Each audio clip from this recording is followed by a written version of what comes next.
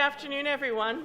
I'm Suzanne Chekalu-Signan, Director of Marketing and Program Development for the Friends and Foundation of the Rochester Public Library. Welcome to Book Sandwiched In. We are live streaming the formal portion of today's program to Facebook, but not the Q&A, so please don't hesitate to participate in that portion of the program. The video with closed captioning will also be posted to our YouTube channel in about a week. The Friends and Foundation of the Rochester Public Library raises funds, presents programs, supports special projects, and purchases supplemental materials and equipment for the Rochester Public Library. For those of you who might not know, FFRPL allocated close to $1 million to the Rochester Public Library this past fiscal year. Our thanks to those who help fund programs like this through FFRPL, the dedicated FFRPL committee members who curate and organize these events, our guest speakers who graciously share their time and talents with us, the library staff who help with our setup and production, and of course the thousands of people who attend throughout the year. The title we'll be discussing today is Janesville by Amy Goldstein, which outlines the aftermath of the closing of General Motors assembly plant in Janesville, Wisconsin in December 2008. Pulitzer Prize-winning reporter Amy Goldstein, who grew up in Rochester, was our special guest this past fall for our Publishers Circle donor event, and the book struck such a chord with patrons and guests that the committee knew it needed to be included on the spring BSI lineup. We'll draw 2 names to receive complimentary copies of the book after our Q&A today. Our guest reviewer is David Birkin, Vice President of a global consulting firm with more than 12 years of experience as a senior management consultant and business leader. David can speak to the role a single company can have in a community such as Janesville, or Rochester for that matter. Please join me in welcoming David Birkin to our podium.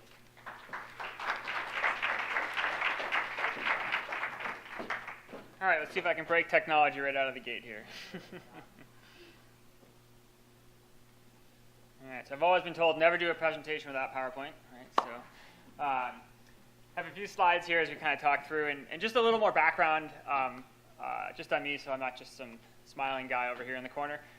So my role at the company I work for, which is actually called ICF, which stood for, at one time, Intercity Fund, is a global consulting company down in DC, and my division in particular focuses a lot around education, job retraining, trying to figure out how to fit employees and employers in a new economy. And we do a lot of work with organizations like Department of Labor, Department of Urban and Housing Development, and Department of Treasury on trying to figure out some of the programs. And actually, part of the reason this book was so interesting to me is we've touched some of the programs that were used during this time period, not from an execution, but from a policy design standpoint. So it's interesting to see the end product of some of the things that we assisted with or did not work, as the book kind of points out. So just a couple quick on that. And just for setup today, so do a quick kind of review of the book, and then talk a little bit about something that I think is really important that comes out that, for me at least, in looking at kind of the story and how it's weaved, that gives us things to think about for the future, right?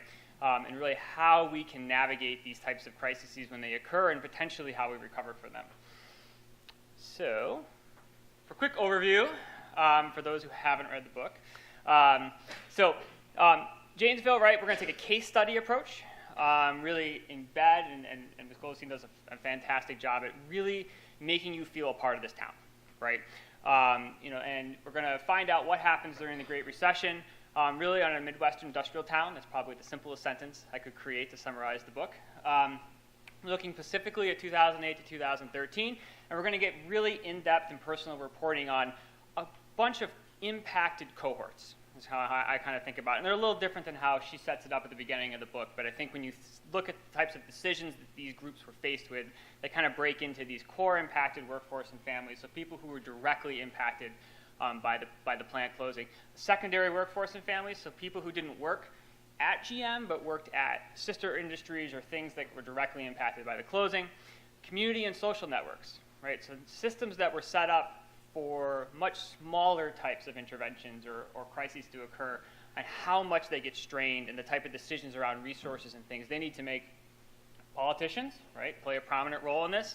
And I think she does a fantastic job at giving you that cascading view throughout the book, right? So we've got the city councilmen set up, we've got the county government, the state government, and then of course, this being Paul Ryan's home district, we get a federal look as well as a presidential with how the administration was focusing on these types of towns during this period. And then lastly, the business community, right? So which I thought one of the more interesting aspects of this book is that you get a really in-depth view, right, through the local business community trying to figure out how to revitalize the economy, and yet the focus of this entire book is on all of these large corporations who were supporting this economy who have disappeared, right? And so what does that kind of mean, and how does that business community reform, and how differing those views of what they see as an economic revitalization versus these other cohorts, right, as we kind of move through the book. So, quick review. We get the book itself, right? We get this really interesting kind of overview of Janesville, right? You get that feel of it being kind of any kind of town in America, right? I did a little bit of, I kept flipping back and forth between my phone and the book to check things as I was reading this, like how big was Janesville, right? And things like that, and sort of getting this feel of this community and you know, really is it kind of in every town in America? And in my view, it really was, right? It's really a nice prototypical example. And you get this early narratives about this can-do spirit, right? And I think sometimes it's easy to kind of feel like that's a squishy thing that's not important, and I actually think here it's vital in how Janesville approaches a lot of its problems, right? So we get this wonderful story about, you know, all these things going wrong, and now, you know, there's going to be a flood, and people go out and sandbag, right? They don't know where their next paycheck's coming from, but they're going to go out and help the community. And we get this really nice view of this community pre, you know, recession, and then what happens throughout. So obviously, as we said, the GM plant closes in 2008, and then we get this wonderful narrative, right, that's following.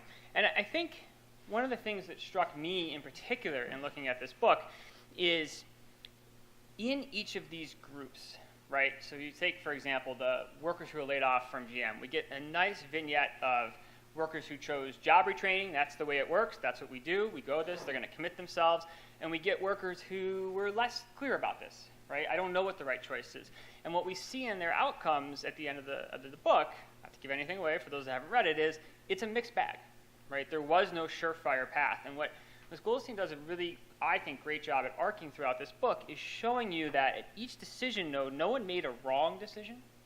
They made the best decision they could make based on what the information they had, what they thought they could achieve for their family.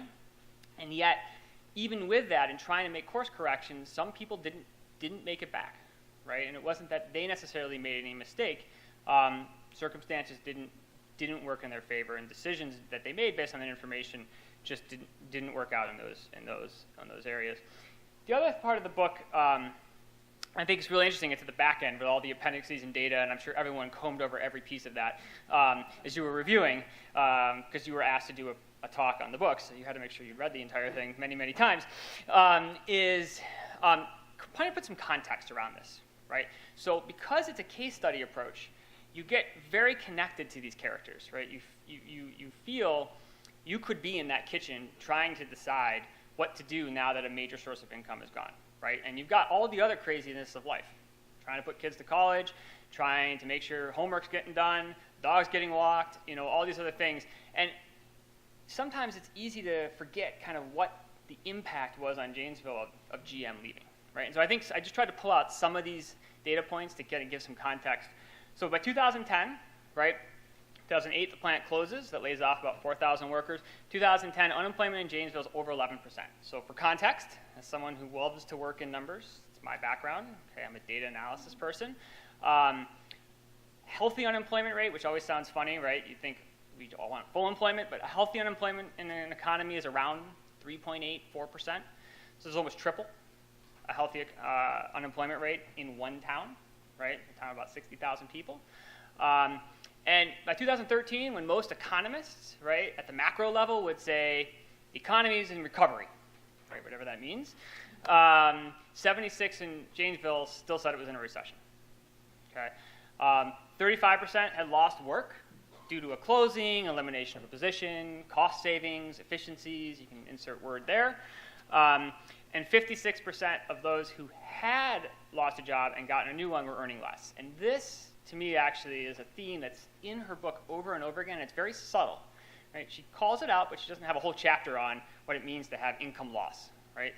But when we think a lot about what happened during the recession and then the recovery and now growth, which is happening at the macro level, it's where a lot of our macro statistics fail us, right? And Janesville does a great job pointing this. So I'm no longer unemployed, so I've been solved, but I'm earning 20% less than I did 4 years ago.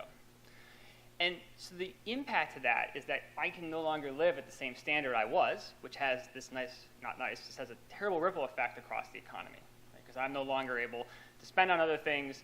And that hidden local pressure, you're not going to see it in a statistical chart, right? So all day long, I work in Excel. I have thousands of tables up. We're looking at all this massive economic data. And when we look at these things, we do see income and we see this intake, but it's aggregated. And so it gets lost. This noise of what's happening at the ground level, you just can't see it when you look at things in aggregate. Okay? And Janesville does this, I just think, it's a fantastic job. Keep hitting that point over and over again. Whether they were the Janesville Gypsies and they're traveling 700 miles, right, a week in one direction in the snow uphill, but the fact that you have to calculate gas costs, right, and maintenance. And so, yeah, maybe they were able to preserve the income, but even for them, they have income loss, right? They're no longer at the same level. I think it's something that's really important that I think often gets missed in this book is the sort of that it's not just a story of what happens. It shows you this phenomenon that's really been a part of this recession and recovery that we haven't really seen in previous recessions. This sort of not just we got kind of back to employment, but we didn't get to the same type of employment, and that economic level is significantly decreased. So like I said, I like numbers. So a couple other things here. One thing that also comes across really, really importantly is linked economies and support systems. Okay? So if you want to think of it like big concentric circles, I apologize, I'm not a graphic artist, so I would have liked a tower so you could see support. But imagine a 3D tower in your mind. So at the bottom you have GM, right? So think 2007. GM is the bedrock of the income base in this economy. They're supporting everything you hear about, all the philanthropy, all the things they do in the community. They're the support structure that helps organize the food drives, the sandbagging, raising money for the library. And then on top of them, as they disappear, we have these what we call codependent industries. So sorry, that's my technical industry jargon. But what that means is these are things that exist in Janesville solely for the purpose of supporting GM. So your manufacturing plant needs parts, it needs belt repair, it needs all these pieces in order to operate. They co-locate because save on transportation costs. And so you have codependent industries. So the example in the book would be like SSI Tech, things like that, where if GM's not there, they won't be there. Okay? Then, unfortunately in Janesville, we have a third layer that's going to make things even worse. Right? We have what we call similar industry lines. So Penn Parker is an example of this. Penn Parker is not in Janesville because of GM. They're in Janesville for a variety of reasons that have to do with location, history, workforce availability. But what it's done is it's created basically this setup where when one part of the industry is susceptible, when manufacturing, right, skilled or otherwise, becomes imperiled, everything in that economic line is going to get imperiled, even though it looks diverse right now, right? And Ms. Goldstein does a fantastic job at kind of slowly illustrating that throughout the book, right? You see why it happened that way. It wasn't that people weren't thinking things through. It looks diversified, right? What would a car manufacturer and a pen manufacturer have to do together? But when the same pressures come in on the car industry, it's the exact same kind of industry line sector that's going to impact everything in Janesville.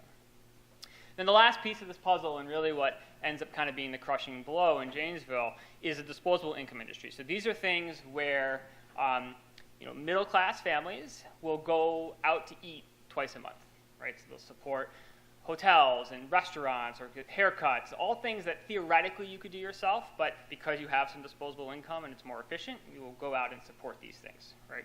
And so you get this really interesting mapping through the story over the years of how slowly it permeates, right? And I don't know how you all felt, but when I was reading it, you can feel this build coming, right? So you get the big blow, And then you keep getting this succession of additional industries drying up, right? She talks about the Main Street being boarded up in parts because businesses are leaving, right? And it has nothing to do with what happened to GM, and it's this slow burn, right?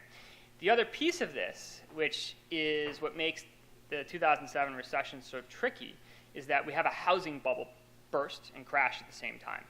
And so, one of the things that, I'm thinking as you're reading is you got to move, right? You got to get out of this area, and yet people are trapped, right? There's no industry, and they can't get any value out of their most largest item, which is their house, right? Because housing prices have just collapsed. And even if they could, no one wants to buy in this area because there are no jobs, right? And so people become very trapped.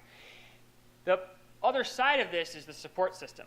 And I think this is something that, and my brain is triggered towards this because this is the side of the equation that I work on, is if you think about 2007 versus, say, the Great Depression, or in the 1960s there was a couple of recessions where back then we had a larger support network.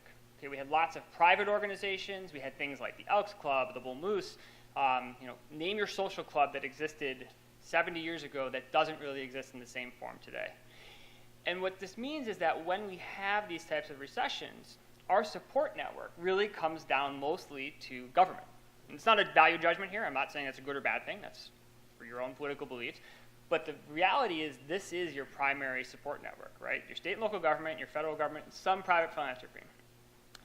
Federal and state and local governments, primary funding, property and income tax.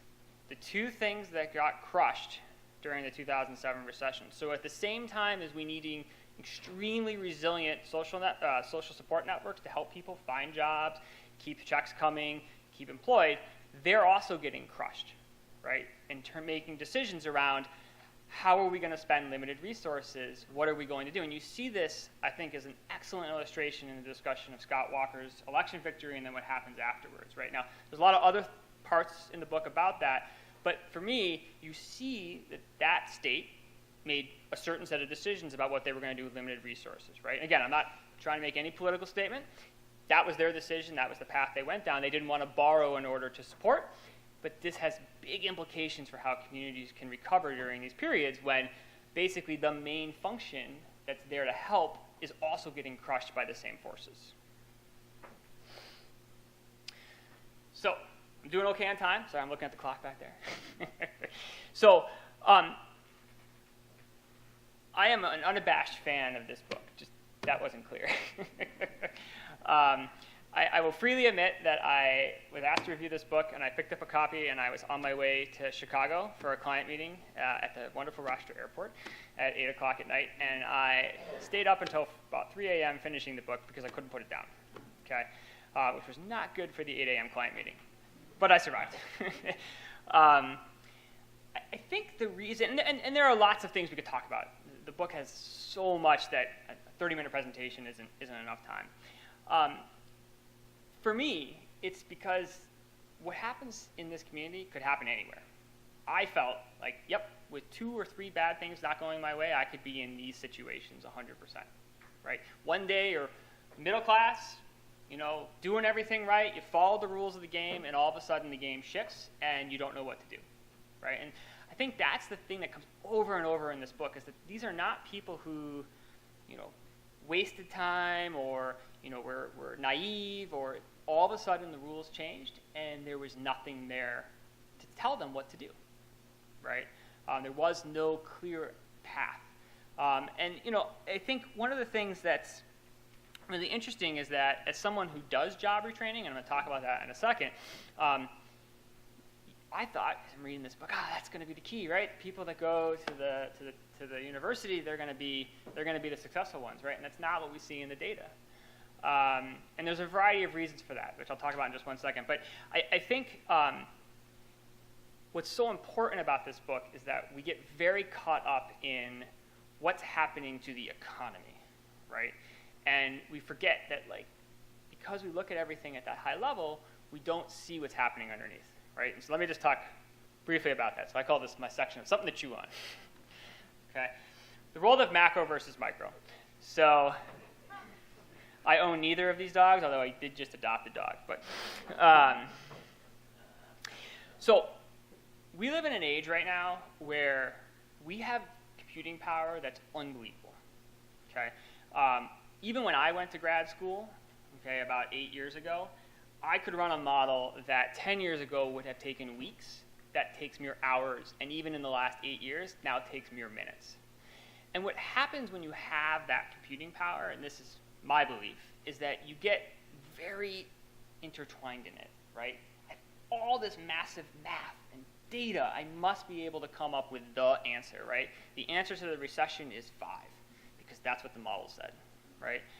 And what we forget sometimes with all of this information is that while it's useful, it's just one part of that story, right? It's something, a lens to look through, but what this book provides us is that micro view, right? What's happening on the ground as we're looking at all this massive data across the entire United States, or the state of Wisconsin, or even Rockford County, right? And how is it actually playing in this community, right? And I think the reason that this becomes really important is that when we get stuck at the macro level, we create solutions that are supposed to work everywhere, that the warning signs in Janesville were really clear were not going to work, okay? And an example of this is around job retraining. Okay? So when we recommend job and training, when we work with Department of Labor or Housing and Urban Development, there's 3 elements we always talk about with job, where it's going to work. Okay? One, it has to do with employee profile, and Ms. Goldstein hits on this, right? The workforce that has to be retrained, who are they, right? What skills are they bringing in, and are they going to be able to get education fast enough to replace income in such a timeline that they will be successful, right? Number 2 is diversification of employer, and this is really in Janesville where there's a problem, okay? People were training for jobs that were already fully staffed, right? How many times during those sections of the book they talk about, well, we hear the line workers are going to be retiring, but they're not yet, right? And so what this does is it actually has the exact opposite effect. Instead of helping people get employment, it actually depresses wages, because now there's more competition for the same jobs, okay? And there are younger, more unexperienced workers who corporations typically can pay less because they don't have experience. And so this has almost the exact opposite effect. And if you look at some of the data from Janesville after her book as well, you can see this happening in those industries that people train for. Average salary actually goes down, not up. Okay? And then location of employees, right? Not as big a problem in Janesville, but are you located in a place where other industries can come in? And when you look and you think about what's happening on the ground, you wouldn't have recommended a massive job training program here. Of course, hindsight's always 20/20, so it's easy to say that now, right? But this is sort of that dichotomy of what happens when we get stuck up at this macro level. We lose what's happening really in the narrative on the ground, and it's easy to do. I mean, we're all susceptible to it, right? Talking absolutes, talking these sort of, this is the way it is, it's always a simple story, it can be summarized in 28 seconds or less, and it's rarely the case, right?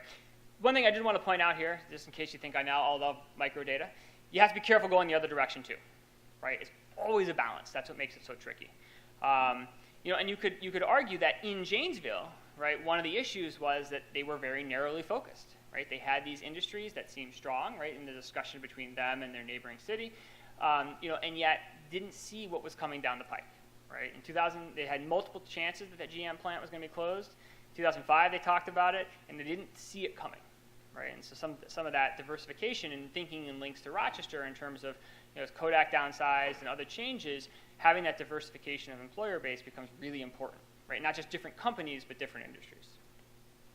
So I have one other thing that I just want to throw out there. That I had a video that unfortunately I broke technology today, so I can't show you. But there's another piece to this story that bothered me in particular, and it could just be me, but you're all stuck with me for the next 5 minutes here, so you get to hear my journey as well. That the lack of political engagement really bothered me. Okay, as someone who works a lot with government, this idea that solutions felt very boilerplate, would be the word we would use, right? It was talking points. They weren't actually getting down to the root level at sort of the state and federal level. And why does that happen, right? And one of the things that I should have said, so I have a degree in political science as well. It's one of the things that we track in political science is level of polarization, right? It's all in the news. Yes, we're very polarized, polar opposites. But one of the things that's really interesting to see is that, and this is the video, and I'll make sure there's a link for it so folks can see it. Political sciences have actually mapped congressional polarization by scoring every single political vote taken since the founding of the republic. Okay? And what we get to do is we get to see in a motion movie over votes how people vote on a liberal, conservative, and a social axis. And we can see how the parties have moved over time and so on and so forth. And one of the things that's really interesting when you watch this graphic is pretty much starting from 1980, the parties have gotten farther and farther and farther and farther apart. Okay, and typically what happens is we get what's called a party realignment, right? So the parties eventually get so far out of the middle that new issues come in, and people are able to capitalize on them, and it causes a snapback and sort of a realignment of what the issues are that define the day. And we've seen these periodically over history, right? So we can map them. They're really easy to see in hindsight, right? They're really hard to see when you're in one, really easy to see in hindsight. And so usually they happen about every 30 to 40 years. Okay, part of that's generational replacement, part of that's issues changing. We haven't really had one since 1980, and instead we've gotten farther and farther apart. And when I was reading this book and kind of looking at this, and you think about some of the solutions that are being pushed, right, as the way to solve this problem, whether you're on the left or the right, they're not meeting what's happening on the ground. I think that polarization is a huge piece of that, right? That if you are not able to think through solutions with each other, right, you can only sit to your talking points, you're going to absolutely design these things that are your belief instead of what's happening on the ground. And I think Janesville is very careful to not prescribe solutions, right? They come up because they just naturally come up in these people's conversations, but to show you sort of what happens when we aren't willing to engage in those types of conversations, when we're not willing to have the discussion of, wow, my belief is not actually executing on the ground. Maybe I need to change it, instead of saying, nope, I got to double down on it. That's the problem, right? So that's my thought to chew on for today. Okay, so I think I did okay on time. I'm looking for my, yep. And I will try to answer